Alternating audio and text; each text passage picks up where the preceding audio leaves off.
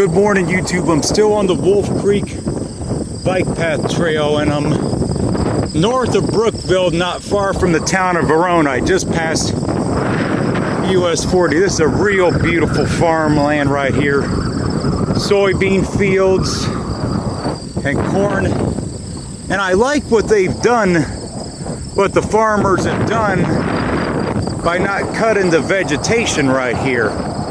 This is really smart farming practices, because with all the fertilizers and the chemicals that are being used, this helps stop the runoff from the farms from getting into the water supply, or at least it decreases. You see that nice thick patch right there? This is ultimately hopefully more farmers will allow their land to be like that, because it stops the runoff.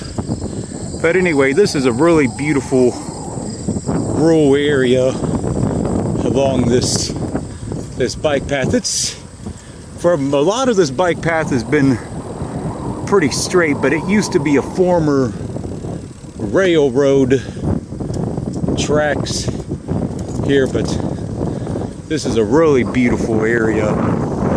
Good farmland, beautiful area right through here. This is number 9 rail trail here. How you doing here?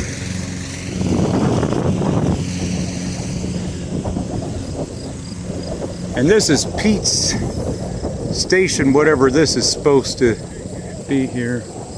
Guys working on the roof up there of their house. Pete's station right here. I'm not exactly sure what this wing or lawn, but native wildflower area. But we're about a couple miles away from the town of Verona, which is the end of the bike path. I really don't know what I'm gonna do yet today. After this, my heart wants to go over to Richmond, which is around 20 miles away, into Eaton and get videos of the Kmart today, but I just don't know if the weather's going to allow it. And there's a strong change of thunderstorms, and you can see it's kind of darker a little bit, so it's probably, that will probably end up having to wait till another day till the weather's a lot better, because I could see myself doing a second go around on this trail. It's really pretty. It's very nice. And again, good farming practices here with the soybean fields by letting the vegetation grow, because I think farmers are getting smarter and realizing that you need to have vegetation to stop, you know, the runoff from the phosphorus and other fertilizers. But this is really beautiful farm country right through here. I really do wish really do wish the weather was going to cooperate today for a longer ride, but this is pretty good. But I just don't know if that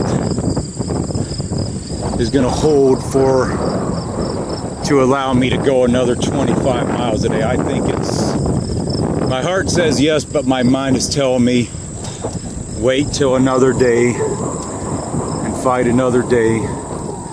But yeah, this is really beautiful and good farmland through here.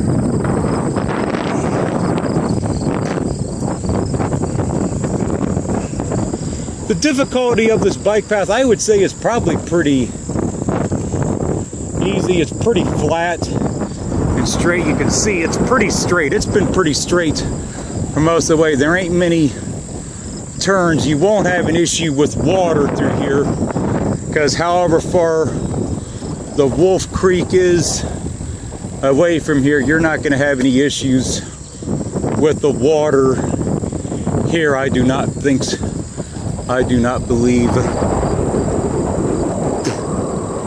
So yeah, so water issues should not be is I haven't even seen the creek for much of the trail, Wolf Creek, so you won't have any issues with water, because when I rode up to Piqua and Troy on the Great Miami River bike path or recreational trail or whatever the heck they want to call it, it's very flood prone. You won't have an issue with that here, because it's just cut right down the middle of farm fields.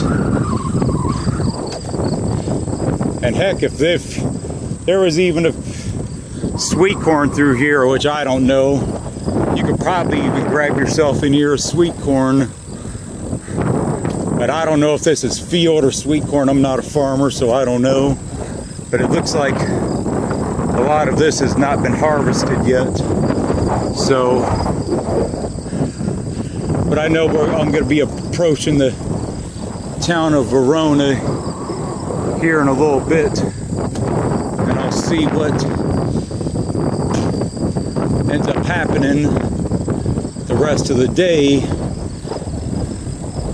That it just,